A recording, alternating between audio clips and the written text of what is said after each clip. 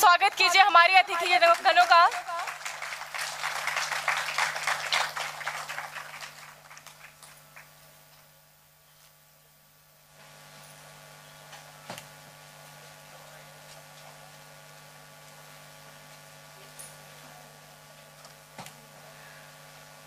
नमस्कार। रचयिता 2 दिवसीय साहित्य उत्सव में आप सभी का हार्दिक स्वागत है, हार्दिक अभिनंदन है। रचयिता सोशल मीडिया में साहित्यिक आस्वादों को पाठकों तक पहुंचाने के उद्देश्य से आरंभ हुआ, जो आज सोशल मीडिया में साहित्य जगत की एक प्रमुख संस्था के रूप में अपनी पहचान स्थापित कर चुका है। पिछले 4 साल के सफर में रचयिता के फेसबुक पर 3 लाख से अधिक पाठक जुड़े हैं।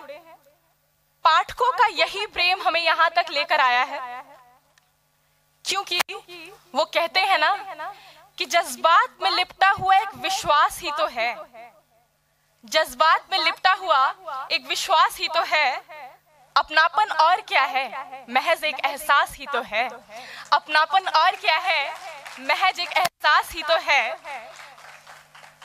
इसी अपनापन और विश्वास के साथ साहित्य उत्सव का उद्घाटन सत्र जिन माननीय अतिथियों की उपस्थिति से आज के दिन को सार्थक बना रहा है, हम उनसे दीप प्रज्वलन करने के लिए मंच पर आने का अनुरोध करते हैं। साथ ही रचयिता टीम के साथी पीयूष पुष्पम, अमृताश त्रिपाठी और अक्षय सब्रवाल जी को मैं मंच पर आमंत्रित करती हूं और आप सभी के लिए कि 7 रंगों में खुद को मिला लीजिए, भूल शिकवा शिकायत भुला दीजिए। जब तक अतिथि दीप रोशन करें, आप तालियों की गड़गड़ाहट से दीपक जला दीजिए। तालियों की गड़गड़ाहट से दीपक जला दीजिए।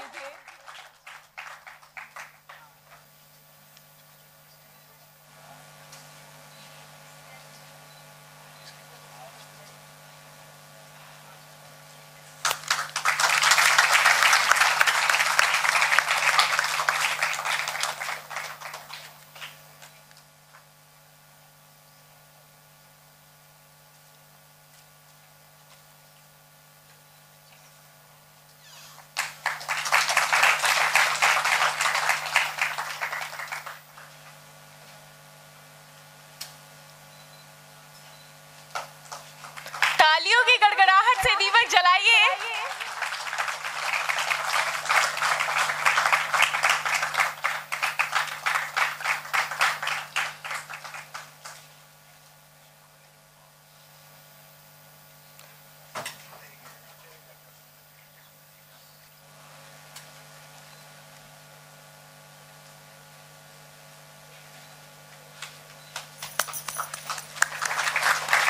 अतिथियों से अनुरोध है मंच पर अपना स्थान ग्रहण करें।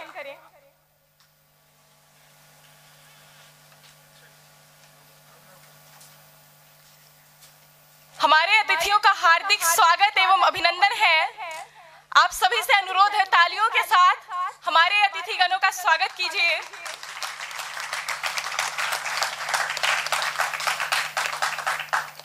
साथ ही मां शारदे का स्मरण करते हुए सरस्वती वंदना हेतु कृति पांडे जी को मैं मंच पर आमंत्रित करती हूँ। मेरे सभी गुरुओं और बड़ों को मेरा प्रणाम और छोटों को मेरा नमस्कार। शुरू करते हैं माँ सरस्वती जी की वंदना। चलिए। हे शारदे माँ, हे शारदे माँ, हे शारदे माँ, हे शारदे माँ, अज्ञानता से हमें तार दे माँ। हे शारदे माँ, हे शारदे माँ, अज्ञानता से हमें तार दे माँ। तू स्वर की देवी है, संगीत तुझसे, हर शब्द तेरा है, हर गीत तुझसे। तू स्वर की देवी है, संगीत तुझसे,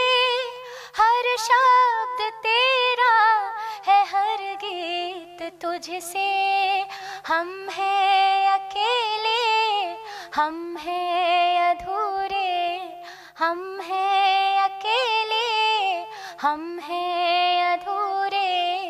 तेरी शरण में हमें प्यार दे माँ, हे शारदे माँ, हे शारदे माँ।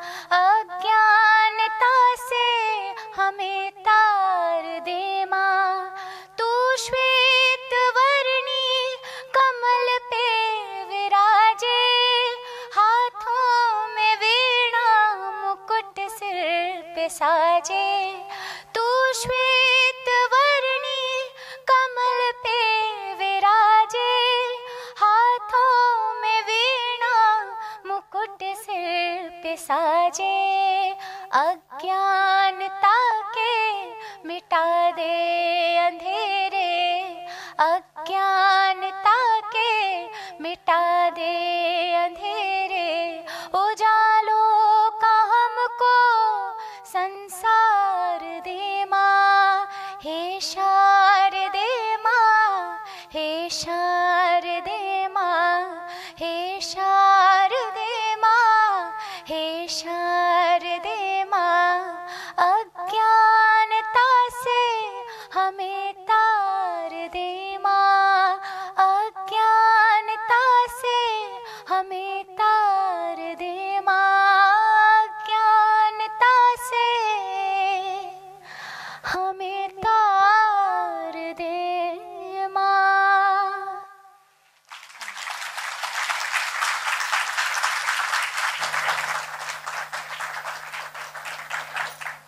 वाह, क्या मधुर आवाज थी। कार्यक्रम के आगाज के लिए, कार्यक्रम के प्रारंभ के लिए इससे अप्रतिम और सुंदर हमारे लिए और कुछ नहीं हो सकता था कि आसमान की ऊंचाइयों पर हम परवास करते हैं, आसमान की ऊंचाइयों पर हम परवास करते हैं, अपने मेहमानों के सिर सम्मान का ताज धरते हैं। विद्या की देवी माँ शारदे को करके सजदा, खुशियों से भरी महफिल का आगाज करते हैं, खुशियों से भरी महफिल का आगाज करते हैं।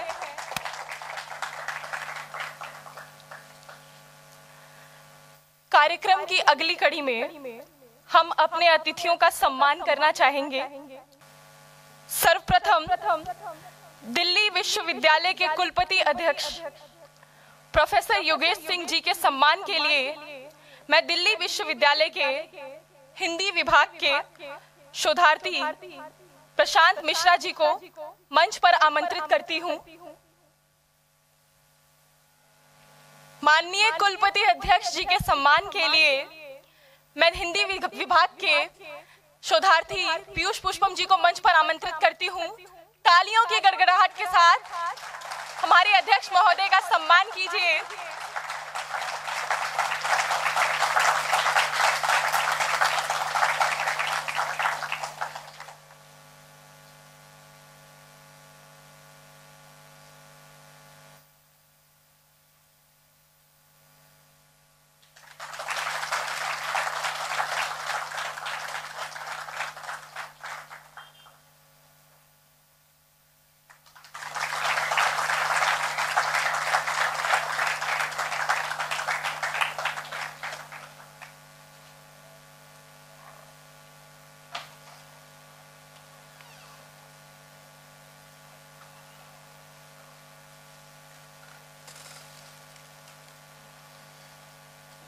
अब मैं दिल्ली विश्वविद्यालय के कला संकाय के अधिष्ठाता श्री अमिताभ चक्रवर्ती के सम्मान के लिए दिल्ली विश्वविद्यालय के हिंदी विभाग के शोधार्थी अमृताश त्रिपाठी जी को मंच पर आमंत्रित करती हूं। तालियों के साथ स्वागत कीजिए।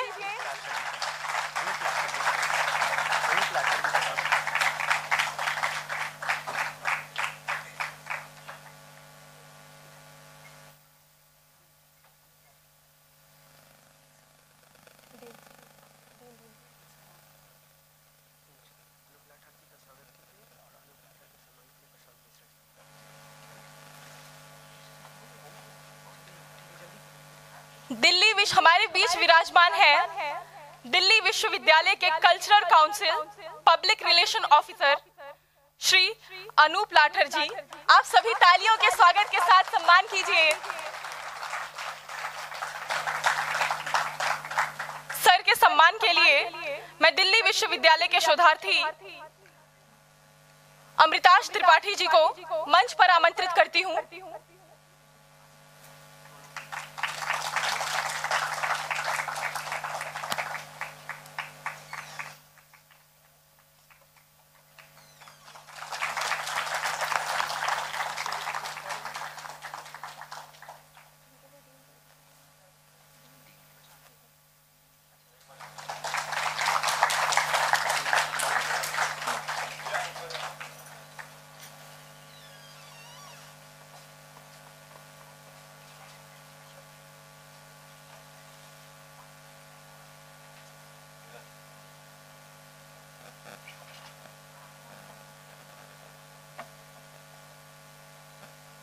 तालियां रुकनी नहीं चाहिए, तालियों के साथ सम्मान कीजिए।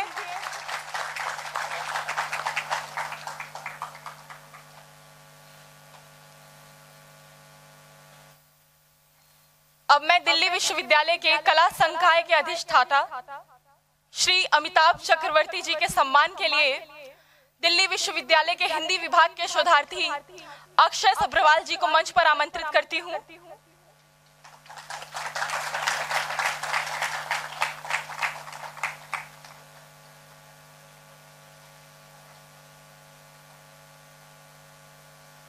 तालियों के साथ स्वागत कीजिए।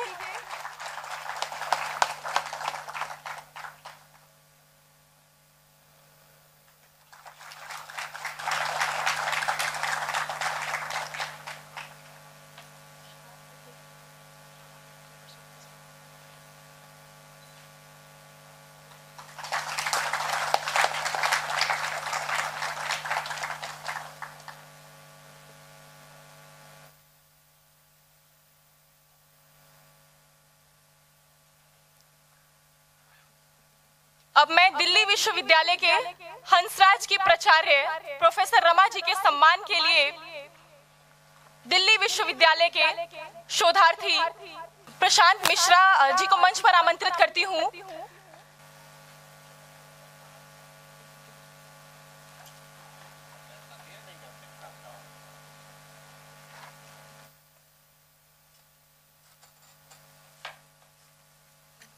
मैम, आपका हार्दिक अभिनंदन है।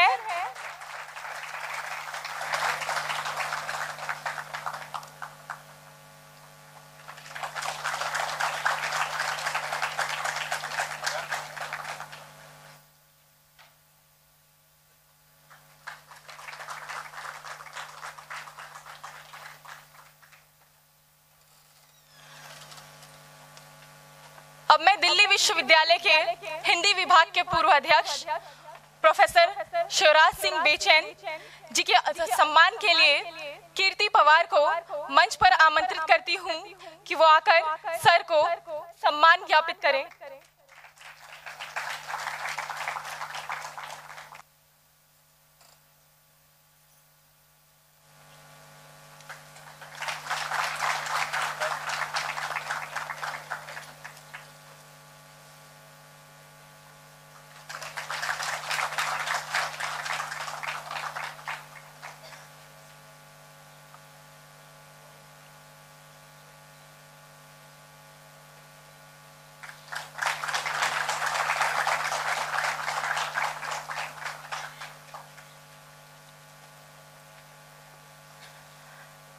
कि फर्ज का एहसास होना चाहिए,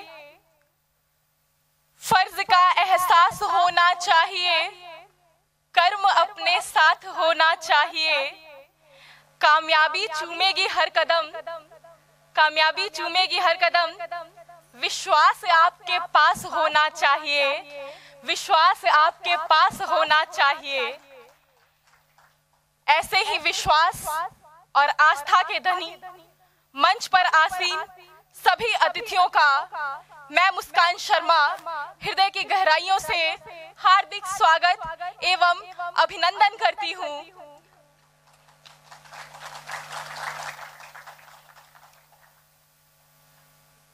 कि करते हैं तन मन से वंदन, करते हैं तन मन से वंदन, जनगण मन की अभिलाषा का, अभिनंदन अपनी संस्कृति का, आराधन अपनी भाषा का, अभिनंदन अपनी संस्कृति का, आराधन अपनी भाषा का। भाषा हमारी धरोहर है तो संस्कृति हमारी विरासत है। संस्कृति बीज है, संस्कृति संस्कार का प्रतीक है। हमारे उद्घाटन सत्र का विषय है नए भारत में साहित्य और संस्कृति। दिए गए विषय पर हम अपने अतिथियों को बेसब्री से सुनने का इंतजार कर रहे हैं। आप सभी दिल थाम कर बैठिए। कार्यक्रम की इसी कड़ी को आगे बढ़ाते हुए क्रम के अनुसार हम अपने गणमान्य अतिथिगण को एक एक करके मंच पर आशीर्वचन एवं वक्तव्य के लिए आमंत्रित करना चाहेंगे। तालियों के गड़गड़ाहट के साथ अभिवादन कीजिए। सर्वप्रथम हमारे बीच हंसराज महाविद्यालय की यशस्वी प्राचार्य प्रोफेसर रमा जी उपस्थित हैं। आप सभी को बता दूं कि आदरणीय मैम अपने महाविद्यालय की पहली प्राचार्य हैं, पहली महिला प्राचार्य हैं, जिनके कुशल नेतृत्व में हंसराज कॉलेज निरंतर प्रगति के पथ पर अग्रसर है। सिनेमा व मीडिया जगत की विशेषज्ञ होने के साथ साथ मैम ने 4 दर्जन से अधिक पुस्तकों का लेखन एवं संपादन किया है।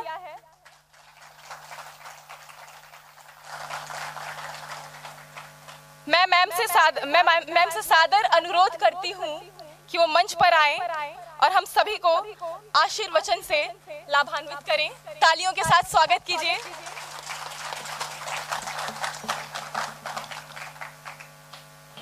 धन्यवाद मुस्कान। आप सभी को सादर नमस्ते। रचयिता के इस साहित्योत्सव के प्रथम सत्र के हमारे मुख्य अतिथि आदरणीय प्रोफेसर अनूप लाथर जी और मंच पर ही प्रोफेसर अमिताभ चक्रवर्ती जी, हिंदी विभाग के पूर्व अध्यक्ष दिल्ली विश्वविद्यालय के प्रोफेसर शिवराज सिंह बेचैन जी। इस सभागार में जिस रचयिता ने हम सबको आने का सौभाग्य दिया, मैं देख रही हूँ कि दिल्ली विश्वविद्यालय के कॉलेजेस के प्राध्यापक, विभाग के कई सदस्यगण, विद्यार्थी, शोधार्थी यहाँ पर उपस्थित हैं। लेकिन इसके लिए सबसे पहले रचयिता के पीयूष को विशेष बधाई देनी चाहिए। पीयूष और उसकी पूरी टीम को बहुत बहुत बधाई। मैं रचयिता को शुरू से देख रही हूँ। आदरणीय कुलपति जी, रचयिता एक ऐसा मंच है जो ऑनलाइन और ऑफलाइन, यानी इसने साहित्य की गतिविधियों को जिस तरह से सोशल मीडिया पे ऑनलाइन के माध्यम से हम सबके बीच में रखा और उसके बाद इस तरह के कार्यक्रम करके, सचमुच पीयूष आपकी पूरी टीम बधाई की पात्र है। जब हम साहित्य की बात करते हैं, जिस तरह से इस सभागार में आप देख रहे हैं कि माइक की आवाज गूंज रही है, गूंजते हुए सभागार में साहित्य की बात करेंगे या तो माइक मौन हो जाएगा या माइक की गूंज चारों तरफ सुनाई देगी। ये नए भारत में साहित्य की गूंज है। जब हम नए भारत की बात करते हैं, नया भारत, 21वीं सदी का भारत, विकसित होता भारत, 2047 तक विशेष लक्ष्य रखने वाला भारत, अर्थव्यवस्था में बहुत जल्दी तीसरे की बात करते हैं, हमें तो लगता है विकसित होते होते पहले नंबर पर आ ही जाएगा। ये विकसित भारत जो होगा, ये विकसित भारत कैसे होगा? ये आत्मनिर्भर बनेगा, समावेशी विकास होगा। समावेशी विकास के माध्यम से आत्मनिर्भर होता हुआ भारत वैश्विक नेतृत्व में पूरे विश्व का नेतृत्व करता हुआ भारत दिख रहा है। और ये भारत पूरे विश्व में सबसे अधिक युवा माना जाता है, क्योंकि हम सब ने कोविड के बीच में इस भारत की डिजिटल क्रांति देखी है। ये जो डिजिटल क्रांति है, जिस डिजिटल क्रांति के लिए भारत को ना जाने कितने वर्ष लग जाते आदरणीय लाठर सर, उसी भारत को कोविड जो कि कितनी आपदाएं लेकर आया, लेकिन उसी में भारत को अवसर मिला अपने आप को डिजिटल क्रांति के माध्यम से उन्नत करना, यानी नया भारत। ये जो नया भारत है, ये नया भारत आपदा के बीच में से भी अपने लिए अवसर तलाश लेता है। और मुझे लगता है जैसे जैसे भारत आपदा के बीच में अवसर तलाशता रहेगा, ये भारत निरंतर आगे बढ़ेगा। प्रश्न यह उत्पन्न होता है कि नए भारत में साहित्य और संस्कृति की क्या स्थिति है। साहित्य, मुझे लगता है इससे अच्छी स्थिति क्या होगी जब साहित्य पर बात हो, संस्कृति पर बात हो। दिल्ली विश्वविद्यालय के सत्यकाम भवन में बातचीत चल रही हो और उसी सत्र में विश्वविद्यालय के कुलपति महोदय अनेक व्यस्तताओं के बीच में से हमारे बीच में आए हैं। मुझे लगता है ये नए भारत में साहित्य की गूंज का असर दिखाई देता है।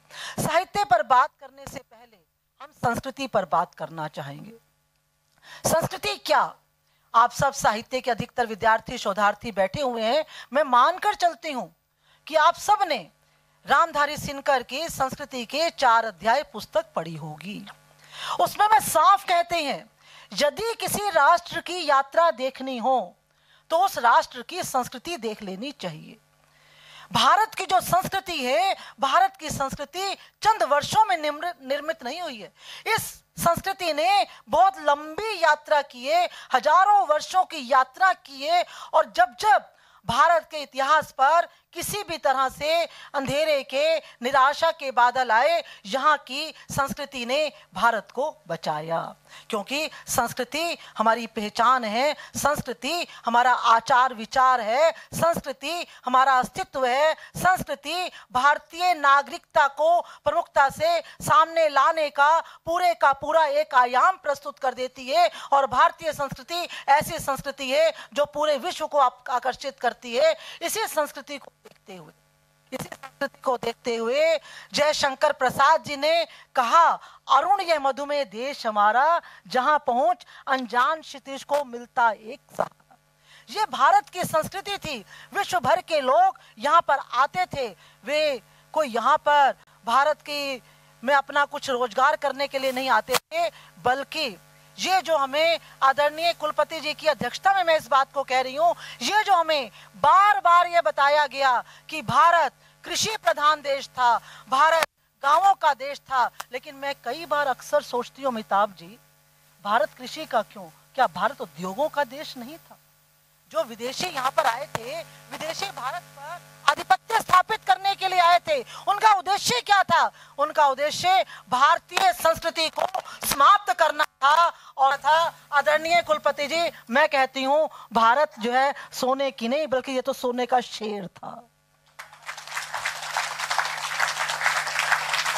किस तरह से इसको गुलाम बनाया गया। लेकिन इतिहास जो होता है, इतिहास में अनेक अध्याय जुड़ते हैं, अनेक अध्याय वहां से हटाए भी जाते हैं। फिर समय आया, भारत गुलामी की जंजीरों से मुक्त भी हो गया। गुलामी के बाद भी जब भारत लगभग 60-65 वर्षों की आजादी झेल चुका था, अक्सर लगता था कि भारत आजाद है। आप कहते हैं भारत स्वतंत्र है, मैं स्वतंत्रता शब्द कभी इस्तेमाल नहीं करती, भारत आजाद लगता था। लेकिन मुझ जैसे विद्यार्थी को भारत में रहते हुए भारत कभी आजाद नहीं लगा।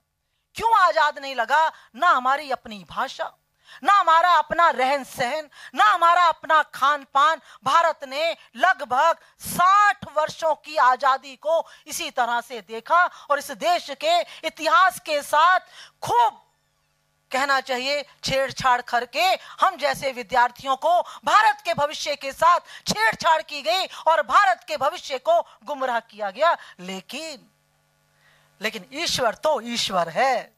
दिल्ली विश्वविद्यालय ने भी इन्हीं कुलपति के नेतृत्व में 100 वर्षों की यात्रा पूरी करनी थी। तो इसी राष्ट्र ने आदरणीय देश के प्रधानमंत्री मोदी जी के नेतृत्व में इस देश की 75 वर्षीय आजादी देखनी थी। ये विधाता का विधान था। ये अवसर आते ही देश का इतिहास फिर पलटने लगा। देश के गुमराह करते हुए इतिहास में फिर स्वर्णिम अध्याय जुड़ने लगे, फिर भारत की पहचान बनने लगी, फिर भारत की आवाज विश्व के कोने कोने में सुनाई देने लगी। फिर भारत के प्रधानमंत्री ने कहा कि मेरा अपना कोई उद्देश्य नहीं है, बल्कि ये चाणक्य के भारत में जो चाणक्य का सपना था अखंड भारत का, मैं इस भारत को फिर से विश्व गुरु भारत बनाऊंगा। जिस समय राष्ट्र का शीर्ष नेतृत्व इस तरह का संकल्प लेता है, उस समय इस देश के नागरिक को लगता है कि हाँ, जब इस राष्ट्र का शीर्ष नेतृत्व ईमानदारी से देश को संभालते हुए, देश के प्रति समर्पित होकर, देश के प्रति संकल्पवान होकर कोई भी निर्णय लेगा, तो देश का युवा भविष्य उसका पूरे का पूरा साथ देगा। इसके हम सब साक्षी बने। इसीलिए इसी संस्कृति को आगे लेकर वसुधैव कुटुंबकम की बात की गई। G20 का आयोजन किया गया। कुछ इस देश में दिन रात हो रहा है, लेकिन प्रश्न उठता है कि राष्ट्र और संस्कृति को यदि कोई जोड़ता है, दोनों के बीच में कोई सेतु का निर्माण करता है, तो वह होता है साहित्य। हम सब किसी भी विषय के विद्यार्थी हों, लेकिन साहित्य पर सबका समान अधिकार होता है। फिर से इस राष्ट्र की विडंबना रही कि इस राष्ट्र को साहित्य के नाम पर जो देना चाहिए था, इस राष्ट्र को साहित्य के नाम पर वो नहीं दिया गया, और जो नहीं देना चाहिए था वो यहाँ की कक्षाओं में पहुंच गया।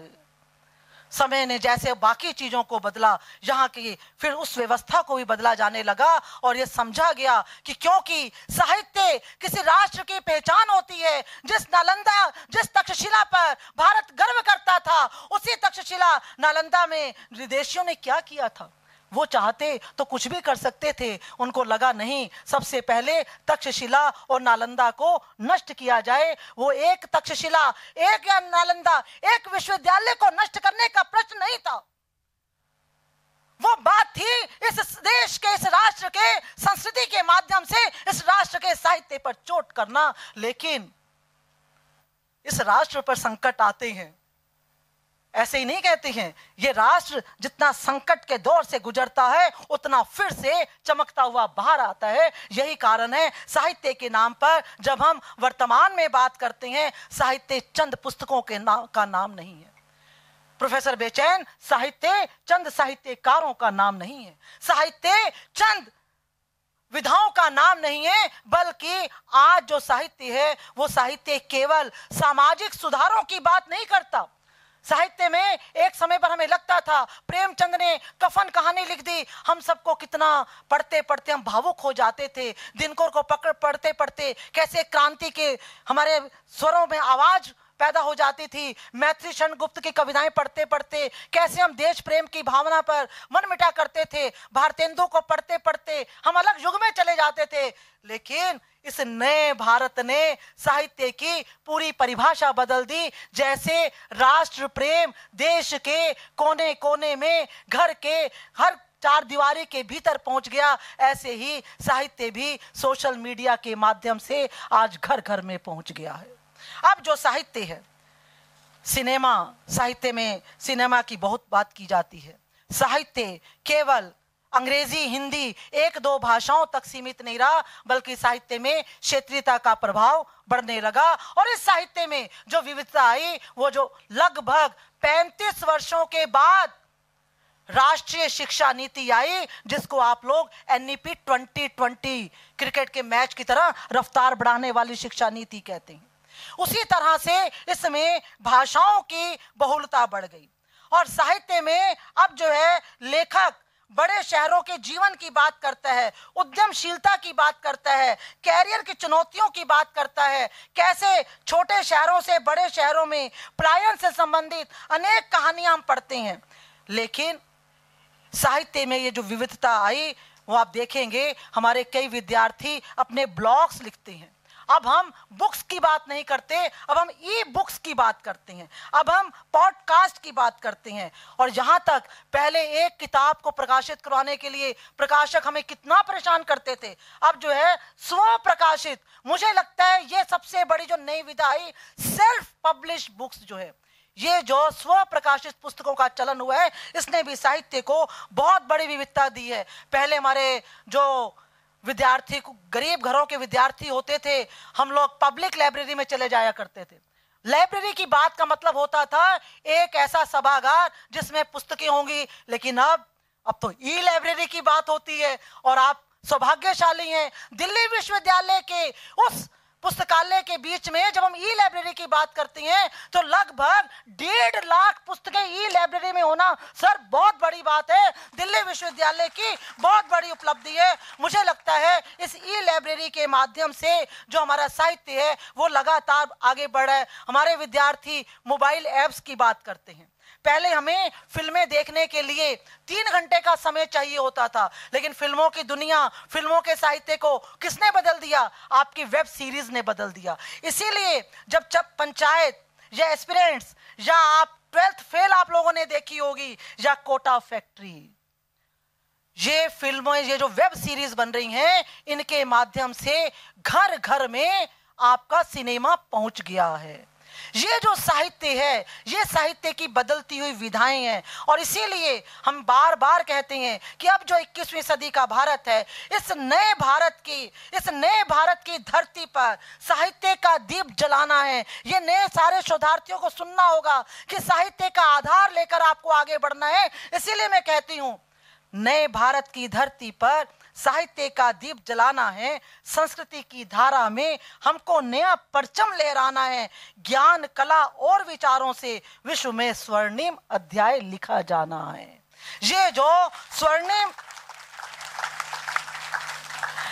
स्वर्णिम अध्याय लिखा जाएगा, ये भारत के साहित्य के द्वारा लिखा जाएगा, भारत की संस्कृति के द्वारा लिखा जाएगा। लेकिन इन्हीं सब के बीच में, जहां इतना सब कुछ हो रहा है, इन्हीं सबके बीच में, क्योंकि आप विद्यार्थी शोधार्थी नहीं हैं, आप भारत का भविष्य हैं, आप भारत का वह युवा भविष्य है जिस पर हम सब का, पूरे विश्व का, पूरे राष्ट्र का विश्वास टिका हुआ है। उस संकल्प को आप लोगों ने पूरा होते हुए देखना है।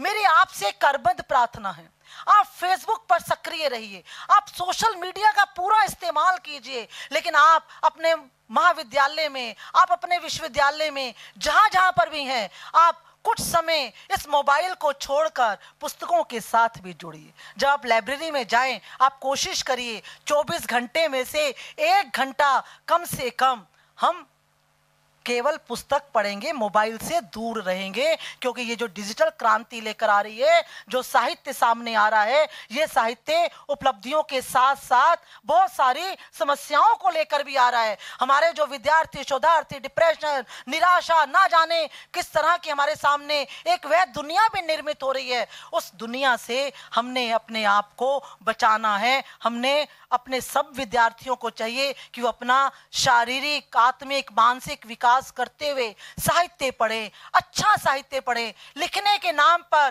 कुछ भी मत लिख दीजिए, अपने विचारों को सकारात्मक बनाइए, नकारात्मकता से दूर रहिए। भारत का जो अच्छा साहित्य है, अच्छा साहित्य पढ़ते पढ़ते आप अच्छे साहित्य का निर्माण करिए, आप अच्छी फिल्में लिखिए, आप मोबाइल ऐप्स का प्रयोग करिए, आप अपने जो आपके स्टार्टअप हैं, इस साहित्य के द्वारा आप स्टार्टअप की दुनिया के साथ जुड़ सकते हैं। आपके पास नया बहुत कुछ करने के लिए है, लेकिन क्योंकि समय समाप्त हो रहा है, अपनी बात चंद पंक्तियों के द्वारा मैं समाप्त करना चाहूँगी।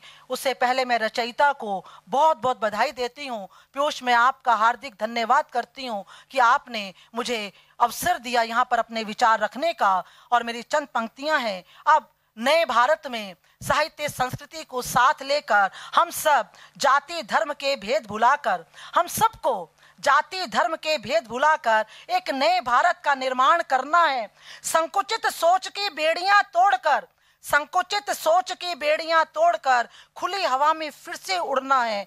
वसुधैव कुटुंबकम की भावना, भारतीय संस्कृति, वसुधैव कुटुंबकम की भावना, वसुधैव कुटुंबकम की भावना को नए भारत में फिर से परिभाषित करना है। आप सबका बहुत बहुत धन्यवाद। सादर नमस्कार।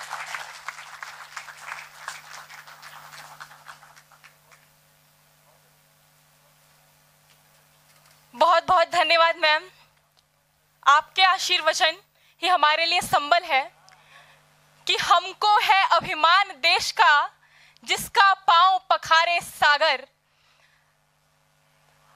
आप सभी युवा पीढ़ी, सभा में विराजमान सभी युवा पीढ़ी के लिए यही कहना चाहूंगी कि मैम ने जिस प्रकार हमारी सभ्यता संस्कृति को जोड़ करके साहित्य और राष्ट्र के महत्व को बताया है, आपके लिए कहना चाहूंगी कि हम समर्थ, हम शक्तिवान, हम भावी भारत की पहचान, हम हंसते खिलते फूल यहाँ के, हम है भावी हिंदुस्तान, हम है भावी हिंदुस्तान। साहित्य हमें संवेदनशील बनाता है और राष्ट्र हम में एकता की भावना को स्थापित करता है। और इसी के साथ हमारे देश राष्ट्र के लिए मैं एक बहुत सुंदर पंक्ति कहना चाहूंगी कि यही हिमालय सा पहाड़ है, यही गंग की धारा है, यमुना लहराती है, सुंदर भारत कितना प्यारा है। अपनी संस्कृति और अपनी सभ्यता पर गर्व करिए, उस राष्ट्र पर गर्व कीजिए जहां आपका जन्म हुआ है। अपने विरासत को लेकर के आगे बढ़िए, अपने संस्कारों, अपनी संस्कृति को लेकर विश्व के मानस पटल पर परचम लहराइए। इन्हीं शब्दों के साथ हमारे अगले अतिथि को मैं मंच पर बुलाना चाहूंगी। उससे पहले कहना चाहूंगी कि हर वो शख्स जो आपसे झुककर मिला होगा, यकीनन उसका कद आपसे बड़ा होगा, यकीनन उसका कद आपसे बड़ा होगा। एक ऐसे ही सहृदय व्यक्तित्व को मैं मंच पर आमंत्रित करने जा रही हूं, जिन्होंने हमारे हर कार्यक्रम में सरलता से, सहजता से हमारे आमंत्रण को स्वीकार करने के साथ साथ हम विद्यार्थियों का सदैव हौसला बढ़ाया है। आप सभी के तालियों की गड़गड़ाहट के बीच मैं आमंत्रित करती हूं कला संकाय दिल्ली विश्वविद्यालय के अधिष्ठाता श्री अमिताभ चक्रवर्ती जी को। सर, आपका सादर आमंत्रण है। नमस्कार। मैं बंगला पढ़ाता हूं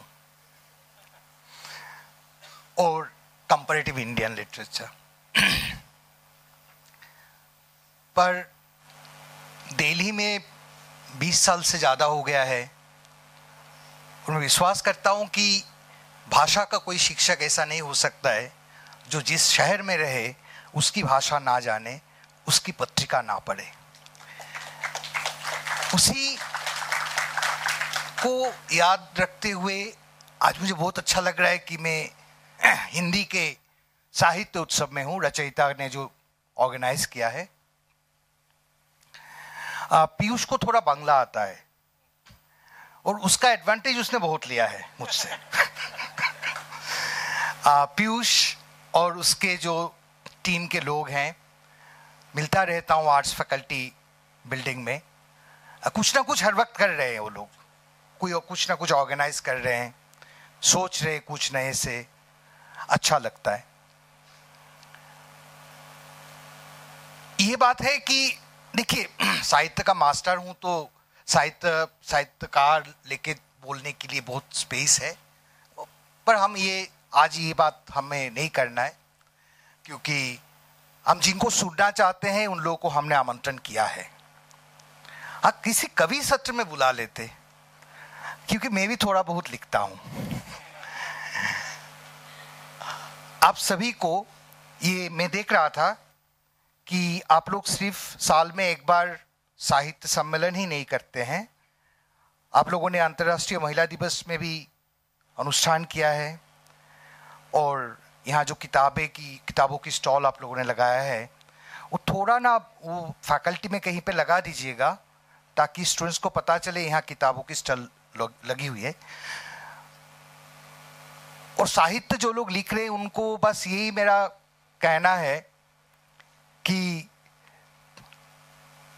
जो हमारी अभिज्ञता से आती है, मनन से आती है, और जहाँ पे हम जो गद्य भाषा है, कुछ बोलना, उससे ऊपर जाके कुछ निर्माण करते हैं, उसी में साहित्य होता है। आप लोग तो स्टूडेंट्स हैं, आपने ध्वनि पढ़ा ही होगा, धन्यवाद। और जो शोधार्थी है उनको एक अनुरोध है मेरा, हम लोग संस्कृत और पाश्चात्य दोनों काव्य शास्त्र पढ़ते हैं, पर दोनों को मिला के आज तक हम लोगों ने ज्यादा काम नहीं किया है। अगर हो पाए तो उस तरफ थोड़ा देखिएगा। आप सभी को बहुत बहुत शुभकामनाएं। सर, मैं एक बात बोलना चाहूंगा, हिंदी की साहित्य उत्सव है।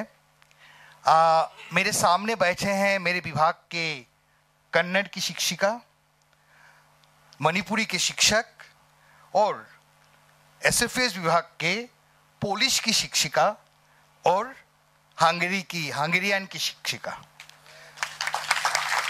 तो आप लोगों को तो बधाई देना ही चाहिए। Thank you.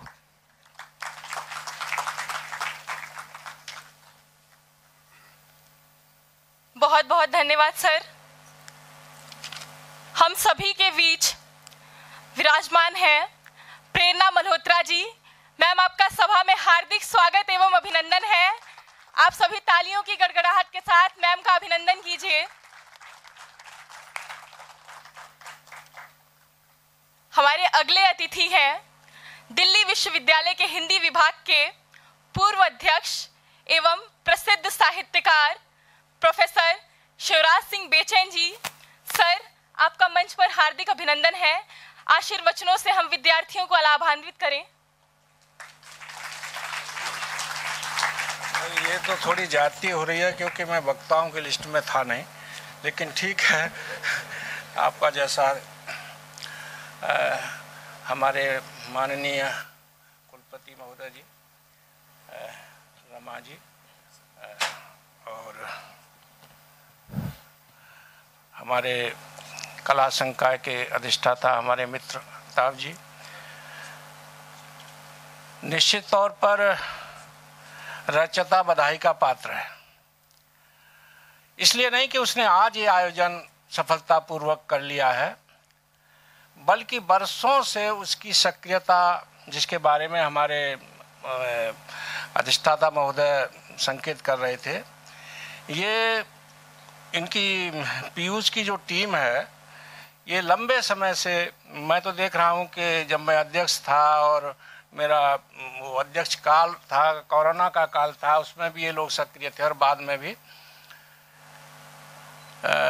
अधिष्ठाता महोदय, आपको पता होगा एक बार इनका मैंने हस्ताक्षर कर दिए और बाद में बाधा आ गई कि भाई ये पीयूष का कार्यक्रम नहीं हो सकता, तो आपकी ही मदद लेनी पड़ी और कि भाई, और फिर बीच में ये आ गया कि भाई पैसा वैसा जमा करना है। उसको भी हमने निवेदन किया कि ये छात्रों के आयोजन है और हम कुलपति महोदय से भी निवेदन करेंगे कि इसमें कुछ कटौती होनी चाहिए कि जब ये आयोजन करें तो इनको कुछ सस्ता मिलता रहना चाहिए इसका। तो खैर, अभी अच्छा स्थान भी मिल गया और आपकी उपस्थिति हो गई। सबसे बड़ी बात तो यह है कि हमारे कुलपति महोदय इस बीच आ गए। बहुत सारे बच्चे मुझसे पूछ रहे थे कि सर सच में वीसी साहब आएंगे? मैंने कहा आएंगे, जरूर आएंगे, हम क्यों नहीं आएंगे। ये उनके परिवार का कार्यक्रम है, वो हमारे हेड हैं इंस्टीट्यूट के, तो ये कार्यक्रम निश्चित तौर पर सफल होगा। रमा जी बोल रही थी कि भारत सोने की चिड़िया नहीं शेर था। अच्छा लगा, लेकिन मैं उसमें ये जोड़ना चाहता हूं कि ये शेर बहुत लंबे तक समय तक सोया पड़ा था और इस सोए हुए शेर को किसने जगाया? वो जगाया साहित्य ने। और ये साहित्य क्या है? साहित्य ऐसे समझिए कि एक जल है बहता हुआ, और उसमें शेर ने आके अपनी शक्ल देखी। उसे पता ही नहीं था कि वो शेर है, लेकिन जब उसने अपना प्रतिबिंब देखा कि भाई मैं कैद में था, मैं गुलाम था, लेकिन मेरा स्वभाव, मेरी प्रवृत्ति ये तो आजाद रहने वाली है, तो वो जो एहसास है वो साहित्य है। उस एहसास ने उस शेर को बताया कि तू शेर है, और इस एहसास के जगाने में कितने कवियों का योगदान है, कितने कथाकारों का योगदान है, कितने पत्रकारों का योगदान है, वो बहुत लंबी फहरिस्त है। कितने क्रांतिकारियों का योगदान है। कई बार लोग कहते हैं कि भाई साहित्य की बहुत बड़ी भूमिका नहीं है समाज में, साहित्य कोई क्रांति नहीं करता। लेकिन मैं ये कहना चाहता हूं, या मेरा अनुभव ये कहता है, आपका भी वो अनुभव होगा कि जब आपने कोई क्रांति करनी है, बदलाव भी करना है, सुधार भी करना है, तो उसके लिए साहित्य चाहिए। उसका आधार साहित्य ही है। तो साहित्य की जो भूमिका है वो बुनियादी भूमिका है। साहित्य हमें सीधे सीधे बदलाव की बात नहीं करता, साहित्य हमारी मानसिकता तैयार करता है। साहित्य हमारा मन, मस्तिष्क, हमारी संस्कृति, हमारी प्रवृत्ति, इसको बदल कर लाता है। इसलिए आप देखेंगे कि आजादी के समय का जो हमारा साहित्य था, जिस पर बंदिश थी, आखिर प्रतिबंधित क्यों कर दिया गया? आखिर अंग्रेजों ने उस पर रोक क्यों लगा दी? अगर साहित्य कोई क्रांति नहीं करता, अगर साहित्य कोई बदलाव नहीं करता, या समय पास करने की चीज है, या मात्र मनोरंजन की चीज है, या वक्त बिताने की चीज है, नहीं। जो यहां सत्ता में थे, जिन्होंने हमारे देश को गुलाम बनाया, वो बखूबी जानते थे कि भारत का साहित्य, भारत की कविता, भारत की कहानी क्या चीज है, उसका क्या असर है। तो खैर बहुत सी बातें कही जा सकती हैं। मुझे बीच में बुला लिया आप लोगों ने, मैं वक्ता अगले सत्र में किसी में हूँ।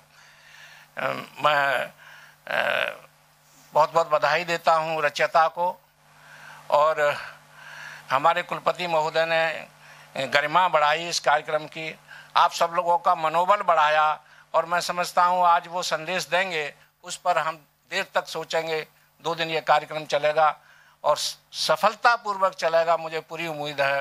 कई प्रकार के कई प्रतिभागी इसमें आने वाले हैं, कई साहित्यकार इसमें हिस्सा लेंगे, कई पत्रकार इसमें हिस्सा लेंगे, और मैं समझता हूँ कि ये 2 दिन का जो मंथन होगा, उसका संदेश ऐसा जाएगा कि जो रुझान बच्चों का साहित्य से कट के दूसरी चीज़ों की तरफ जा रहा है, वो वापस आएगा। जिसके बारे में रमा जी ने कहा था कि कम से कम 1-2 घंटे ये जो मोबाइल है या जो दूसरी चीज़ें हैं, इनसे मुक्त होकर साहित्य पढ़िए, साहित्य पर सोचिए, और सोचते पढ़ते हुए आप खुद लिखने लगेंगे। इसमें कई जो आयोजक हैं, जो युवा हमारे शोध छात्र जो हैं, उनमें ये साहित्य के रुझान ने ये बीज भी डाल दिया है कि वो खुद भी बहुत कुछ लिख रहे हैं। और मैं उम्मीद करता हूं कि यही हमारा भविष्य है, यही साहित्य को बनाएंगे, बचाएंगे, और जो हम लोगों ने लिखा है उसे भी यही लोग आगे पहुंचाएंगे। आप लोगों को बहुत बहुत बधाई, बहुत बहुत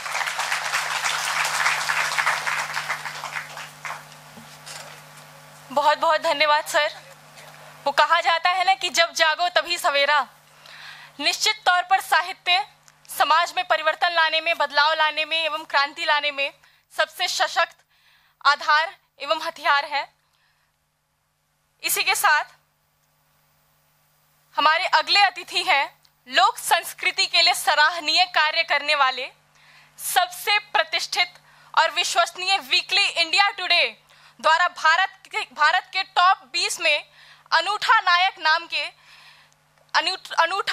के नाम से जाने जाने वाले दिल्ली विश्वविद्यालय के संस्कृति परिषद के चेयरपर्सन एवं कुरुक्षेत्र विश्वविद्यालय युवा एवं सांस्कृतिक कार्यक्रम के अध्यक्ष, हमारे विशिष्ट अतिथि श्री अनूप लाठर जी, सर आपका हार्दिक स्वागत एवं अभिनंदन करते हैं।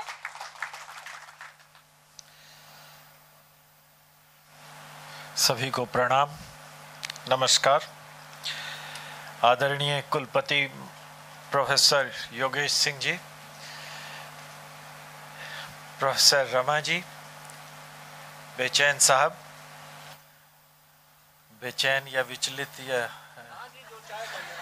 और शोधार्थी पीयूष, प्रशांत, अमृताश, अक्षय और अनन्य सभी शोधार्थी। शोधार्थी जो जीवन है बड़ा कष्टदायी सा जीवन होता है, एक संघर्ष का समय होता है। ना तो आप छात्र होते हैं, ना आप प्राध्यापक होते हैं, ना आप अध्यापक होते हैं, ना आप एम्प्लॉयमेंट में होते हैं और ना ही आप अनएम्प्लॉयड होते हैं। घर वालों की तरफ से भी जिम्मेवार या गैर जिम्मेवार होते हैं, लेकिन शोधार्थी फिर भी शोधार्थी होते हैं। और शोधार्थी जो है, शोधार्थी आने वाला भविष्य है, शोधार्थी आने वाला साहित्यकार है। साहित्यकार, कोई कहे कि दो शब्दों में सिर्फ साहित्यकार नहीं बना जाता, कहानी लिखने से ही साहित्यकार नहीं बना जाता, शब्दों का जंजाल बुनने से ही साहित्यकार नहीं बना जाता, लेकिन वो एक ऐसा देवता बन जाता है जो होता इंसान ही है, लेकिन उसको देवता बनाकर अपने से अलग खड़े कर देते हैं। और हमारे जीवन में जो यूं कहें कि सेपियंस के जीवन में सबसे बड़ी जो दिक्कत का विषय है वो यही है कि हम जो अच्छा होता है उस अच्छे को अपने से दूर करने के लिए उसे या तो देवता बना देते हैं, या उसे भगवान बना देते हैं, या शोधार्थी से साहित्यकार बना देते हैं, और वो एक अलग, हमें अलग खड़ा होता दिखता।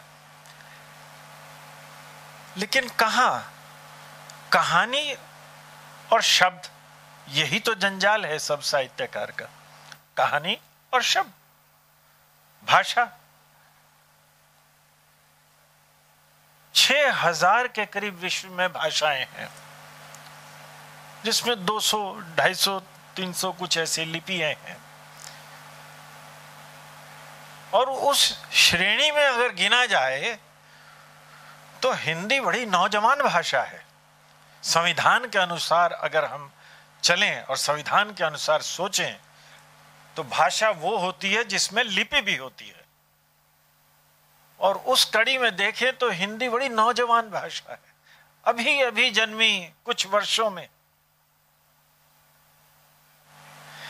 जैसे हम हरियाणवी के बारे में या और लिपि और भाषा, उपभाषाओं के बारे में, बोलियों के बारे में, ब्रज के बारे में कहते हैं कि उनकी लिपि नहीं है, या यूं कहें कि वो इतने सक्षम नहीं थे कि उधार में लिपि लेकर नहीं आ सके। नहीं तो हिंदी भाषा ने भी उधार में देवनागरी से ही लिपि ली और सक्षम भाषा के रूप में सबके समक्ष खड़ी हो गई, और विश्व की इस समय की सबसे बड़ी भाषाओं में की कड़ी में शामिल हो गई। इस उपक्रम में साहित्यकारों का एक बहुत बड़ा योगदान है कि इतने से वर्षों में ही विश्व स्तर की भाषा बनकर खड़ी हुई है, और साहित्य के क्षेत्र में भी एक बहुत बड़ा काम है। भाषा की कड़ी कुछ छोटी नहीं होती, बड़ी लंबी कड़ी होती है।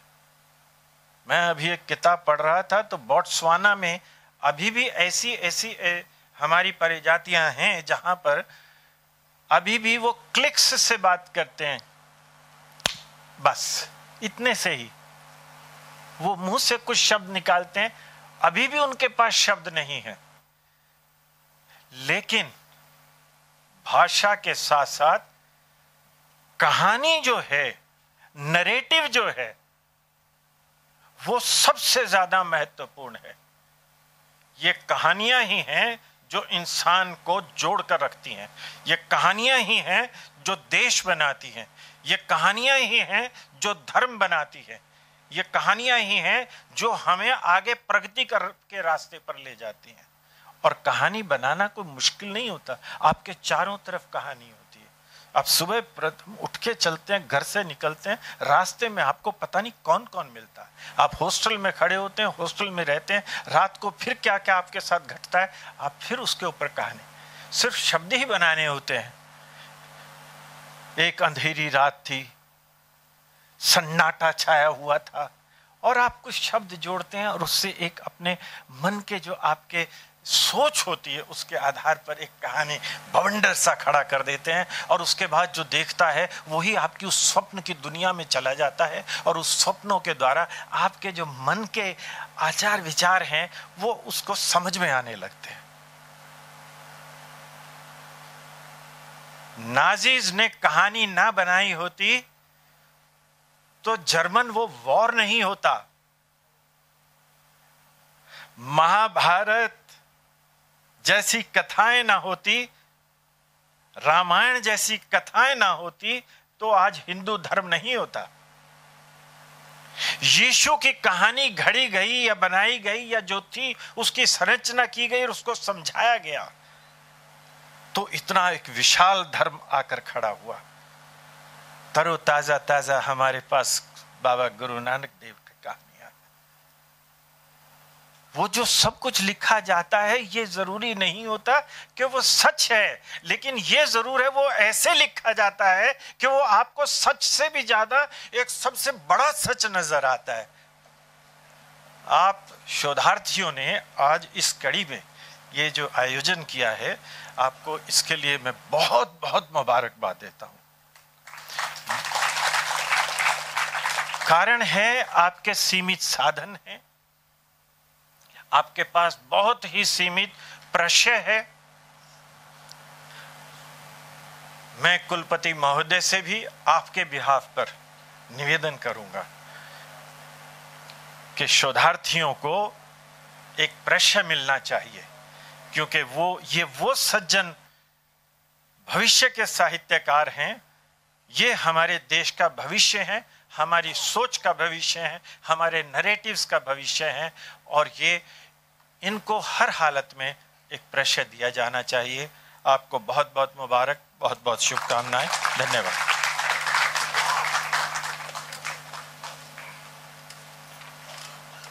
बहुत बहुत धन्यवाद सर।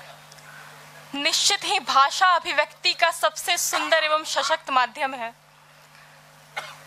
सर के लिए यही कहेंगे कि जीवन में कुछ लोग ऐसे मिलते हैं, जीवन में कुछ लोग ऐसे मिलते हैं, खुशी के फूल जिनके दिल में खिलते हैं और आदमी को आदमी की तरह मिलते हैं, आदमी को आदमी की तरह मिलते हैं।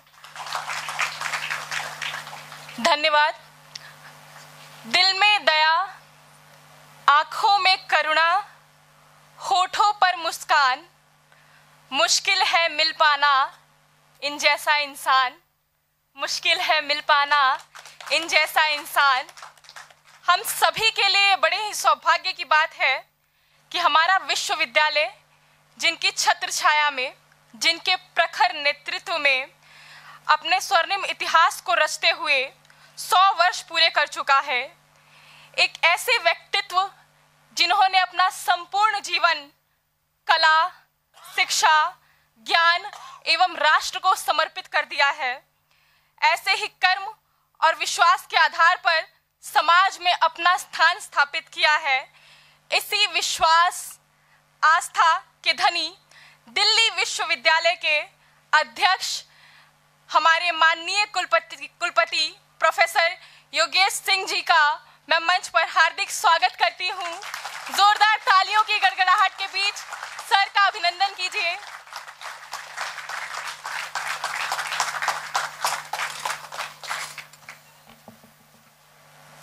नमस्कार। नमस्ते। प्रोफेसर अमिताभ चक्रवर्ती, अधिष्ठाता कला संकाय दिल्ली विश्वविद्यालय। आदरणीय Anup Lathar ji, dean, chairperson cultural council Delhi university. Professor Rama Sharma, principal Hansraj महाविद्यालय। प्रोफेसर शिवराज सिंह बेचैन, पूर्व अध्यक्ष हिंदी विभाग। रचयिता के संस्थापक पीयूष, उन्होंने उपनाम भी रखा है पीयूष पुष्पम। प्रशांत मिश्रा, अमृताश त्रिपाठी, अक्षय समरवास। आज के इस कार्यक्रम में दिल्ली विश्वविद्यालय के प्राध्यापक, शोधार्थी और अगर दूसरे विषयों के कुछ विद्यार्थी भी यहां हैं, मैं आप सभी का स्वागत करता हूं।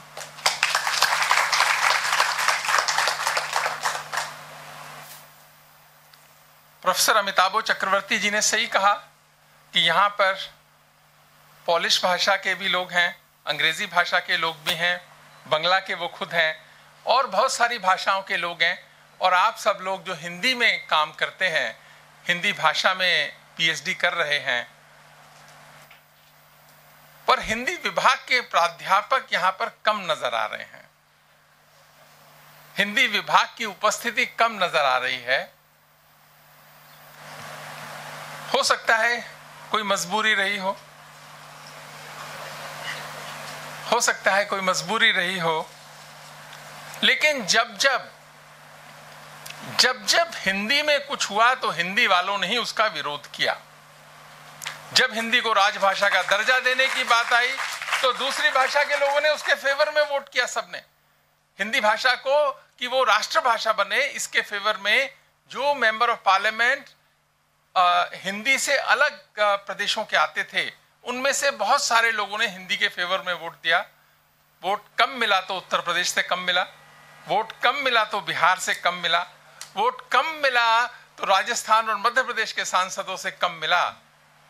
हिंदी का ये कैसा भाग्य है, मैं कई बार सोचता हूं। रचयिता के 4 वर्ष पूरे होने पर आप सभी को बधाई। हिंदी के शोधार्थियों की संस्था है। सबने कहा कि चलाना आसान नहीं है, बहुत सारी समस्याएं रहती हैं। मैं मानता हूं, समझता हूं, समस्याएं रहती हैं, पर समस्याएं रहती हैं उसमें से रास्ते निकालने का ही तो काम है। उसी में से अच्छा करना जो है वो एक बहुत बड़ी बात है। अनूप लाठर जी ने भी थोड़ा आपको प्रोत्साहन दिया, थोड़ा तंज मारा, थोड़ा प्यार किया उसमें बातचीत में। सही बात है कि आप लोगों का जीवन थोड़ा अलग सा जीवन है, पर बहुत अच्छा जीवन है। विषय जो है वो है नए भारत में साहित्य और संस्कृति। आप सब लोग हिंदी भाषा में अपनी इच्छा से ही आए होंगे, मैं ऐसा मानता हूं। हाथ खड़ा करें जो लोग इच्छा से आए। बहुत सारे इच्छा से आए, बहुत अच्छी बात है कि इच्छा से आए, क्योंकि जो इच्छा से आता है उसका योगदान औरों से ज्यादा होता है। जो दूसरों के कहने से आता है या परिस्थितियों के वश होकर आता है, उसका बहुत बार योगदान कम होता है। पर कई बार इच्छा बाद में भी जागृत हो जाती है, कोई ऐसी बात भी नहीं है। ये भी नहीं है कि एक ये पॉइंट है यहीं से इच्छा जागृत होगी। अभी पिछले दिनों 12 सितंबर को दैनिक जागरण ने एक कार्यक्रम का आयोजन किया दिल्ली विश्वविद्यालय में,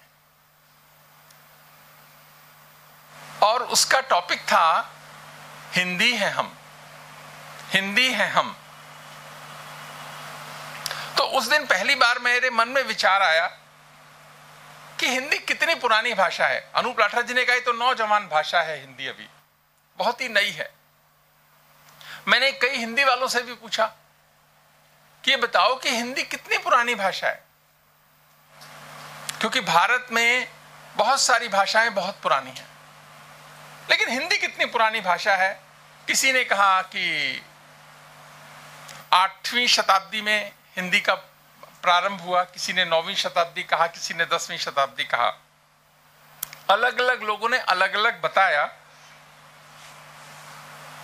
पर चलिए हम मान लेते हैं कि 8वीं 9वीं शताब्दी में हिंदी आगे बढ़नी शुरू हुई। ये कौन सा कालखंड है?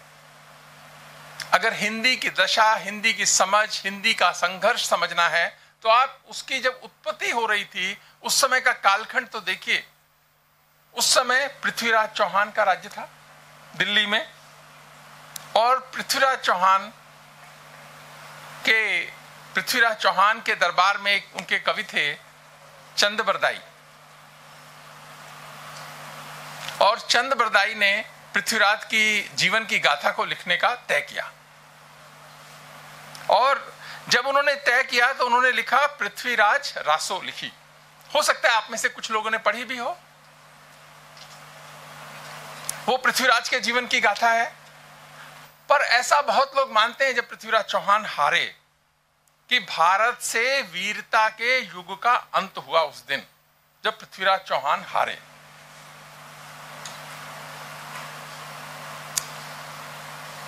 हरिओम पवार साहब ने एक लिखा कि हमने 16 बार पकड़कर गौरी जिंदा छोड़ दिया था। इतिहासकार कहते हैं कि 16 बार पकड़ा ही नहीं था। यह बात ही गलत है, ऐतिहासिक दृष्टि से गलत है। हो सकता है गलत हो, मैं उस डिबेट में नहीं जा रहा कि यह सही है कि गलत है, लेकिन पृथ्वीराज रासो जो लिखी, इतिहासकार तो यह भी कहते हैं कि वहां पर लेके ही नहीं गए थे उनको। यह तो कवि की कल्पना थी कि उन्होंने लिखा। लेकिन पृथ्वीराज रासो आप सब मानेंगे कि साहित्य की दृष्टि से एक उत्कृष्ट रचना है।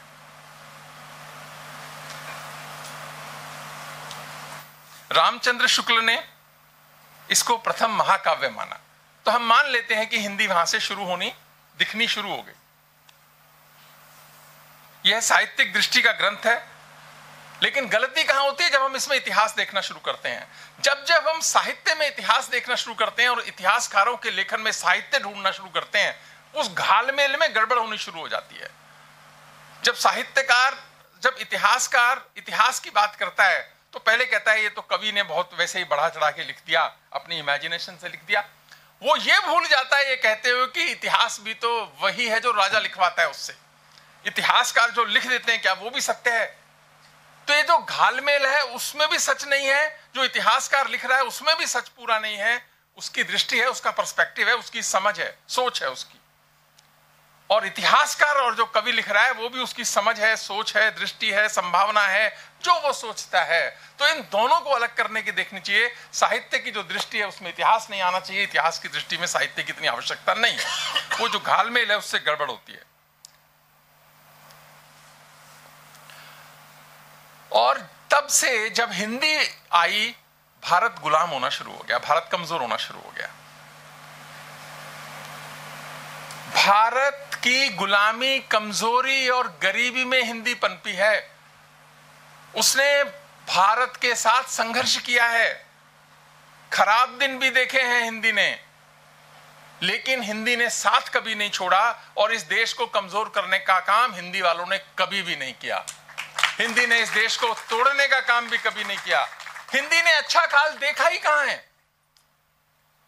जब हिंदी आनी शुरू हुई, मान लेता हूं अनूप लाठर जी की बात की लिपि संस्कृत से ले आए, मान लेता हूं राज्य हमारा नहीं था, गुलामी से देश संघर्ष कर रहा था, राज्य की तरफ से अनादर था, उसके बावजूद यदि हिंदी पनपी है, कुछ हिंदी में होगा और कुछ हिंदी वालों में होगा। मैं आप सभी का धन्यवाद देता हूं कि आपने इस विषय को चुना।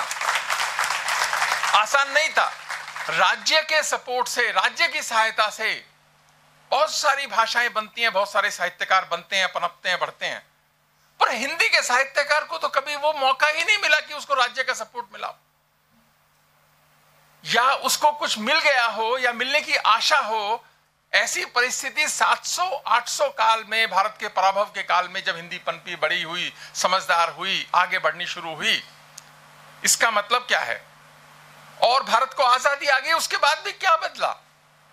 लेकिन हिंदी सरकारों के सहयोग के बिना और सरकारों के सहयोग के साथ जैसा मौका मिला हिंदी आगे बढ़ी, बढ़ती रही, क्योंकि ये जन जन की भाषा है, मन की भाषा है, इस देश की भाषा है, इस देश का प्राण है हिंदी। कोई सरकार कुछ करे, कुछ नहीं होने वाला। विरोध करें तो ठीक, सहयोग करें तो ठीक, क्योंकि उसने खराब समय ही देखा है, लेकिन भारत को मजबूत बनाने में हर तरह से स्वतंत्रता का संग्राम हुआ, उसमें पूरा योगदान हिंदी का रहा। आप एक भी हिंदी साहित्यकार, कवि, लेखक नहीं बता सकते कि देश के खिलाफ उसने लिखा हो।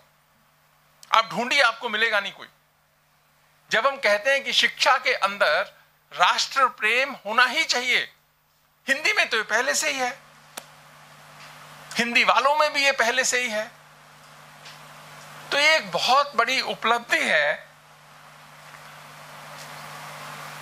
हिंदी ने हमेशा कमजोर होते भारत को संभालने का काम किया, और अब तो क्या है, स्थिति बदल रही है।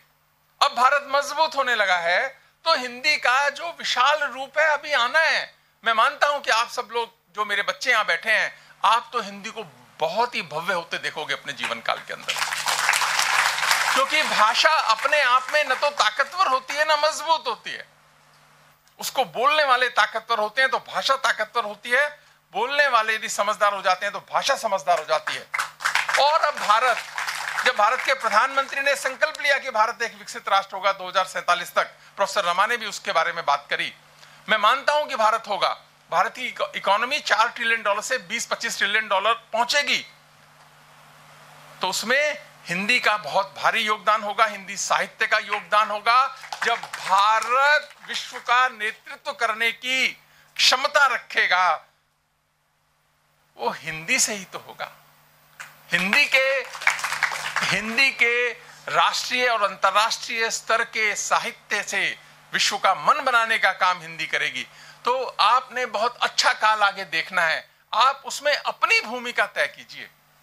आप उसमें देखिए कि मेरा क्या नाम हो सकता है इसके अंदर और काम हो सकता है मेरा।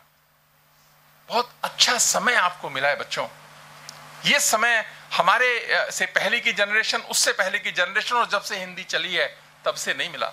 हमारा ग्राफ तो ऐसे गिरता ही चला गया, अब उठना शुरू हुआ है ये ग्राफ हमारा। आने वाले 50 वर्ष, आने वाले 30 वर्ष हमारे भारत के हैं, और जब मैं भारत की बात करता हूं तो उसमें उसके एपिसेंटर पे राष्ट्र प्रेम है, उस राष्ट्र प्रेम के एपिसेंटर में हिंदी बैठी है।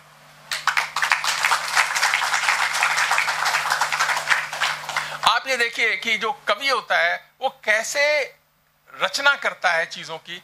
सही बात है कि मैं ऐतिहासिक दृष्टि से बात नहीं कर रहा, तो मैं जब सोचता हूं कई बार सुभद्रा कुमारी चौहान का, कि महारानी झांसी का 1857 में कितना योगदान था ये तो पता नहीं, लेकिन हम झांसी की रानी के योगदान सुभद्रा कुमारी चौहान की कविता से मानते हैं।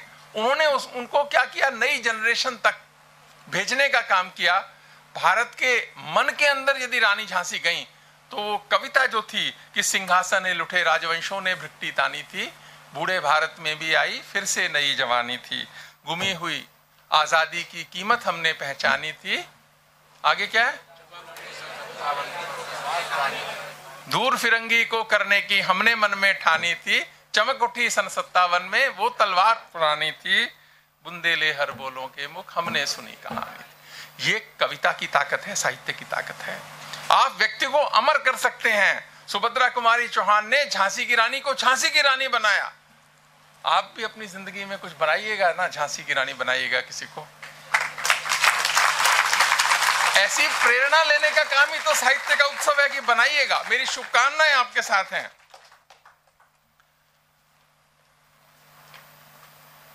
जब हम बात करते हैं कि हिंदी कितनी पुरानी है, ठीक है 800 वर्ष, 8वीं शताब्दी हमने तय कर दिया, 9वीं शताब्दी तय कर दी, लेकिन एक और बात तो देखिए, अनूप राठौर जी ने थोड़ा सा उस पर बोलने की बात करी, हरियाणवी के उस पर उनका दर्द है थोड़ा हरियाणवी को लेके।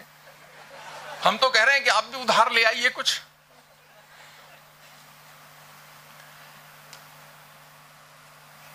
क्या है कि हिंदी आप देखिए तो सही, तुलसी की हिंदी देखिए, सूरदास की हिंदी देखिए, कबीर की हिंदी देखिए, रसखान की हिंदी देखिए, मीरा की हिंदी देखिए, भूषण की हिंदी देखिए, भारतेंदु की हिंदी देखिए, प्रेमचंद की हिंदी देखिए, मैथिली शरण गुप्त की देखिए, रामधारी सिंह दिनकर की हिंदी देखिए। ये सब हिंदी की गौरवशाली यात्रा के मील के पत्थर हैं, पर सबकी हिंदी का जो वो लिखने का तरीका है, बोलने का तरीका है, वो बहुत अलग है। तो इसके स्टैंडर्डाइजेशन की बहुत आवश्यकता भी नहीं। जो ग्रो करता है, जो ग्रोथ आगे आती है, जो भाषा बढ़ती है, और अभी तो हम जितना बढ़े हैं ना, उससे कम से कम 100 गुना बढ़ना है हमने। उसके स्टैंडर्डाइजेशन के चक्कर में मत पड़िए। ब्रिज की भाषा, ब्रिज कितनी पुरानी भाषा है, हमारे गांव में ब्रिज भाषा बोली जाती है, आज भी बोली जाती है। तो क्या ब्रिज भाषा बोलने वाले हिंदी बोलने वाले नहीं है क्या? अगर किसी हिंदी साहित्यकार को यह लगता है कि वो हिंदी बोलने वाले नहीं हैं, तो वो साहित्यकार हिंदी का अहित कर देगा, वो अहित कर देगा हिंदी का। इतनी छोटी सोच और समझ की आवश्यकता नहीं है, क्योंकि हिंदी के स्टैंडर्डाइजेशन में जैसे बढ़ेंगे, क्योंकि आप शोध कर रहे हैं, बहुत सारे लोग व्याकरण पे करते होंगे, किसी और चीज पे करते होंगे, ये जो स्टैंडर्डाइजेशन है आपकी पीएचडी के लिए तो ठीक है, हर भाषा का अपना एक स्टैंडर्डाइजेशन हो सकता है, उसके लिए भी चलो ठीक है। क्योंकि हमारे पास संस्कृत का उदाहरण है जो टोटल स्टैंडर्डाइज भाषा है। संस्कृत का उदाहरण है कि पूरी व्याकरण की दृष्टि से पाणिनि ने बनाई, और बाकी हर दृष्टि से वो बहुत एकदम स्टैंडर्ड भाषा है। पर भारत में बोलते कितने हैं, उसको समझते कितने हैं? जबकि संस्कृत भाषा का जो साहित्य है, ऐसा माना जाता है कि बहुत ही उत्कृष्ट और ज्ञान का पूर्ण भंडार है। इसका मतलब साहित्य का अच्छा होना भाषा के प्रचार और प्रसार की कोई गारंटी नहीं है। संस्कृत इसका सबसे बड़ा उदाहरण है। तो जब जन जन की भाषा में जाना है, तो जब संस्कृत से हिंदी निकल कर आई है, तो आज हम सबकी एक बहुत बड़ी जिम्मेदारी बनती है कि बहुत स्टैंडर्डाइजेशन पे जाना चाहिए कि नहीं जाना चाहिए। ये प्रश्न मैं आप लोगों के लिए ही छोड़ता हूं, क्योंकि मैं उसका विद्यार्थी नहीं हूं। मैं एक साधारण व्यक्ति जो हिंदी का है, जिसकी मातृभाषा हिंदी है, वो क्या सोचता है, मैं इस कारण से ये आपके लिए छोड़ता हूं, क्योंकि एक बहुत बड़ा प्रश्न है जब जिसकी बात होती है। जैसे जैसे आप चिंता मत करिए, जैसे जैसे भारत बढ़ेगा, हिंदी ताकतवर होती चली जाएगी। एक हिंदी के कवि हैं गजेंद्र सोलंकी, उन्होंने दिल्ली विश्वविद्यालय का कुल गीत भी लिखा, हम उसको गाते भी हैं, बहुत अच्छा है। एक एक शब्द जो है वो दिल्ली विश्वविद्यालय की गौरव गाथा है, हमारा प्रेरणा का वो स्रोत है। तो कई बार वो ना एक कोट करते हैं, 4 लाइनें। मैंने कल रात को जब सोचा कि बोलना है, तो मैंने ढूंढने की कोशिश करी कि वो हैं पंक्तियां किनकी। मेरी एक तो रिक्वेस्ट है मेरे बच्चों, जब किसी को कोट करो तो उस कवि या साहित्यकार का नाम जरूर बोलो, वो हमारी उसके लिए श्रद्धांजलि है।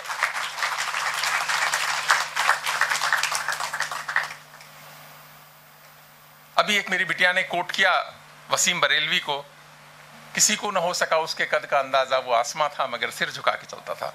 मेरी रिक्वेस्ट है कि हैबिट डालिए इस बात की कि जब भी हम कोट करेंगे किसी को, तो उसको लिखने वाले का नाम जरूर बोलें, उसकी कंजूसी ना करें। उसने कभी लिखा है, उसका अधिकार बनता है, हमारी कृतज्ञता बनती है कि उसको बताएं कि ये उसका है। तो मैंने गजेंद्र सोलंकी का देखा, ये जो 4 पंक्तियां मैं कोट कर रहा हूं, मुझे उसके कवि का नाम मिला नहीं। मैं आप लोगों पे छोड़ रहा हूं, वो किसकी है मुझे जरूर बताना। मुझे पता नहीं है, मैंने बहुत कोशिश करी, मेरे पास वक्त भी कम था। वो कहते हैं कि गजेंद्र कोट करते हैं बहुत बार कि कविता लिखना खेल नहीं है, पूछो इन फनकारों से। कविता लिखना खेल नहीं है, पूछो इन फनकारों से, ये लोहे को काट रहे हैं कागज की तलवारों से। ये ताकत है। लेकिन ये कालजयी पंक्तियां लिखी किसने हैं? आप शोधार्थी हो, आपके लिए शोध के लिए मैं बोलता हूं, ताकि आगे कभी मैं कोट करूंगा तो मुझे वो पता होना चाहिए कि किसने लिखी है। एक और देता हूं मैं बहुत बार, मेरे को भी उनके कवि का नाम मिला नहीं। वो है कि उठो द्रौपदी वस्त्र संभालो, श्याम नहीं आने वाले, सीता खुद रावण ललकारो, राम नहीं आने वाले। गूगल पे जब सर्च करते हैं तो कईयों का नाम आता है, पर सच में किसने लिखी है? ये कई बार गूगल में भी बहुत कंफ्यूजन है। जो अपलोड कर रहा है वो अपना नाम लगा देता है उसके अंदर। कि जी ऋतु सबरवाल ने अपलोड करी, उनकी है कि नहीं मालूम नहीं पड़ता। मैंने ऐसे एग्जांपल दिया कि ऋतु सबरवाल। तो एक ये अच्छी आदत जरूर डालिए, ताकि आप जब को आदत पड़ेगी और आप इस पे बात करेंगे तो आने वाले बच्चों पे भी बात पड़ेगी कि हम लोग जब भी करें तो उसको उसका ड्यू क्रेडिट जरूर दें। और एक और बात कि हिंदी तो आधुनिक भाषा है, अनूप लाठर जी ने कह दिया नौजवान भाषा है, मैं कह रहा हूं आधुनिक भाषा है। तो इसको आधुनिक बनाने के लिए परिश्रम मत करो, ये तो बनेगी बनेगी। जब यूनिकोड आया कंप्यूटर साइंस में तो हिंदी इंटरनेट की भाषा बन गई। पहले बहुत सारा प्रॉब्लम थी, टाइप करने में दिक्कत होती थी, तो ये बात हुई कि एक यूनिफॉर्म कोड होना चाहिए सबके लिए। जैसे ही यूनिकोड आया, देखिए हिंदी का वर्चस्व कितना बढ़ा। पर वो सोच के नहीं बनाया गया हिंदी के लिए, एक प्लेटफॉर्म तैयार किया गया सभी भाषाओं के लिए। तो हिंदी साहित्य जो है वो तो अनमोल है। मैंने कहा ना, हिंदी के साथ राज्य नहीं थे, राष्ट्र नहीं थे, इसी कारण से हमारे यहां से नोबेल प्राइज नहीं मिला। वरना भारत भारती, कुरुक्षेत्र, रश्मिरथी, क्या नोबेल प्राइज के से तो बहुत ऊपर के ग्रंथ हैं। और अगर तुलसीदास जी जिन्होंने रामचरितमानस लिखी, घर घर में अगर रामचरितमानस गई, तुलसीदास जी का कितना बड़ा योगदान है तुलसीदास जी का। क्या उन जैसा कोई हुआ है क्या? तुलसी को इस देश ने जाना और राम का जो पूरा चरित्र का वर्णन तुलसीदास जी के माध्यम से इस विश्व ने जाना, सनातन धर्म का, हिंदू धर्म का, और भारत की आत्मा बनी है रामचरितमानस। किसके कारण? तुलसीदास। ये साहित्य की ताकत है और साहित्यकार की ताकत है। बहुत पुराने लोगों को भारत रत्न दिया नहीं जाता, वरना तो तुलसीदास जी को सबसे पहले देने की आवश्यकता है। तो मन में क्या निकलता है जब इन पुस्तकों को पढ़ते हैं? रश्मिरथी पढ़ते हैं या कुरुक्षेत्र पढ़ते हैं या भारत भारती पढ़ते हैं, क्या लिखता है? क्या बात है, लिखने वाले ने क्या कमाल किया है इसमें। लेकिन अब ऐसा नहीं होगा। आने वाले 20-15 वर्ष के बाद आप देखेंगे कि हिंदी लिखने वाले कई नोबेल लॉरिएट होंगे, क्योंकि भारत ताकतवर हो जाएगा। जब भारत, वो तो उसका एक मैनिफेस्टेशन है, उसका एक आप उदाहरण है जो होगा विश्व में। इसी कारण से बहुत अनुकूल समय है। तो मेरा साहित्य के विद्यार्थियों से एक और आग्रह है। देखिए, जब हम हिंदी साहित्य, खासकर हिंदी वालों से, हिंदी साहित्य वालों से, हिंदी में पीएचडी करने वालों से, हिंदी पढ़ाने वालों से मेरा एक आग्रह है कि मंच के कवियों का और फिल्मों की स्क्रिप्ट लिखने वालों का थोड़ा मजाक उड़ाना बंद करें। मैं सच कह रहा हूं, उनका भी बहुत योगदान है। आपका योगदान तो है ही, पर उनका भी बहुत योगदान है हिंदी को आगे बढ़ाने में। बहुत बार मैं देखता हूं, मैं बहुत सारे साहित्यकारों से मिलता हूं तो बोलता है, अरे वो तो मंची है, कवि है, उसका क्या है, साहित्य की दृष्टि से बेकार लिखता होगा यार, 1 लाख लोग सुनते हैं उसको, होगा, लिखता होगा। वो विधा अलग है, वो विधा अलग है, वो तरीका अलग है, लेकिन मन में जाती है वो लोगों के। जो चीज मन में जाती है, अच्छी लगती है, और अगर हम सोचें कि हमारे पैरामीटर्स पे फिट नहीं हो, तभी मैं कहता हूं स्टैंडर्डाइजेशन पे ज्यादा मत जाइए, क्योंकि हिंदी तो आधुनिक भाषा है, इसको बहुत आगे जाना है। अभी तो बहुत आगे जाना है हिंदी को और हिंदी वालों को। इसलिए आप थोड़ा सा अपने मन को बड़ा कीजिएगा। हम फिल्म वालों को, फिल्म ने कितना योगदान है, फिल्मों ने हिंदी को बढ़ाने के लिए। साहित्य की दृष्टि से हो सकता है न अच्छी हो, पर योगदान तो उनका कोई कम नहीं कह सकता। कवियों का, जो मंच के कवि हैं, उनका योगदान तो कम नहीं कह सकता। क्या हरिओम पवार जब बोलते हैं, कितने लोगों के मनों को बदलते हैं, बोलते हैं तो रोए खड़े कर देते हैं आपके शरीर के। तो ये भाषा की ताकत है ना, इसको तो रिकॉग्नाइज हमें करना ही चाहिए। तो इसका थोड़ा ध्यान रखिएगा, क्योंकि आप एम्बेसडर हैं हिंदी के। साहित्य और व्याकरण अपनी जगह है और उनका योगदान अपनी जगह है, दोनों में कुछ विरोधाभास नहीं है, ना ही कोई झगड़ा है आपस में।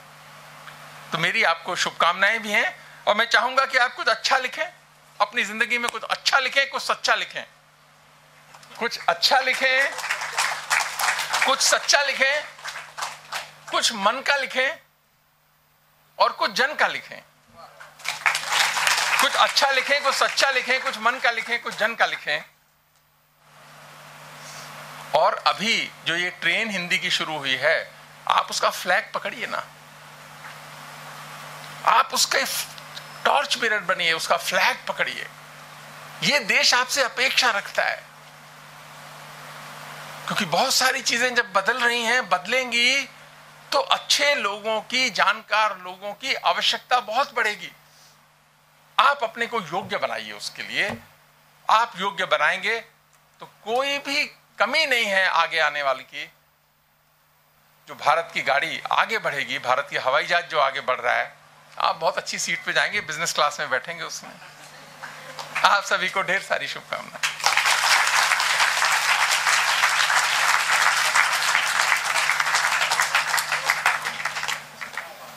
जन की भाषा, मन की भाषा हिंदी, हम सभी का स्वाभिमान है हिंदी। इस स्वाभिमान को बरकरार रखते हुए कुछ अच्छा लिखें, सच्चा लिखें, जैसा कि सर ने कहा। सर आपका बहुत बहुत धन्यवाद। ऐसे तो सर को हमने कई जगह सुना है, मानवीय मूल्यों की बात करते हैं, समाज में किस प्रकार हमें एक अच्छा इंसान बनना है इसकी बात करते हैं।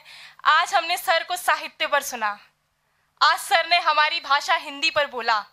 तो आप सब तौर पर जिम्मेदारी बनती है कि कुछ नित्य प्रतिदिन कुछ नया रचें, कुछ लिखते रहें और खुद की सार्थकता को समाज में व्यक्त करें और अपनी जिम्मेदारी का निर्वहन करते हुए साहित्य को कुछ दें। जैसा कि कहा जाता है कि देश हमें देता है सब कुछ, हम भी तो कुछ देना सीखे, वैसे ही साहित्य और संस्कृति और देश को आप अपनी तरफ से कुछ न कुछ प्रदान कीजिए। हम अपने अतिथिगणों का हृदय की गहराइयों से स्वागत, हृदय की गहराइयों से धन्यवाद ज्ञापित करते हैं कि अपने व्यस्ततम दिनचर्या के बीच आप सभी ने हमारे लिए अपना महत्वपूर्ण समय निकाला। आप सभी को बहुत बहुत धन्यवाद सर कि आपने हम विद्यार्थियों का संबल, हमारे उत्साह को बढ़ाया। बहुत बहुत धन्यवाद सर। अब मैं आभार व्यक्त करते हुए रचयिता टीम के संयोजकों को मंच पर आमंत्रित करती हूं कि वो मंच पर आएं और हमारे अतिथिगणों को सम्मान ज्ञापित करें। प्रशांत मिश्रा जी, अमृताज त्रिपाठी जी, अक्षय सवरवाल जी, मंच पर आ जाइए।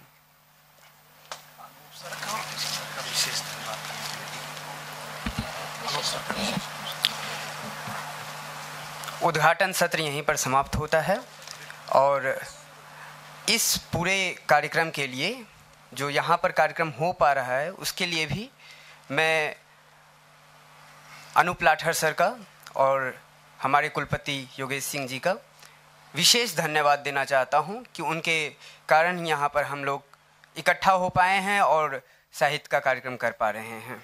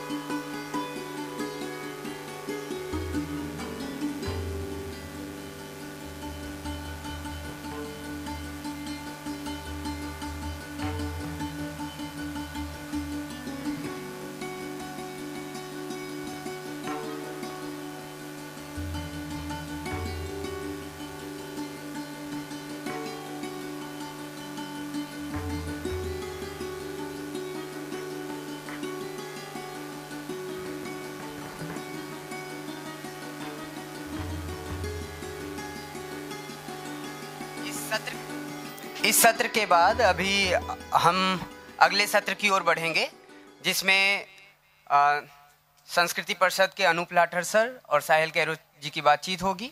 तो आप सभी अपनी स्थान पर बने रहें अगले सत्र के लिए।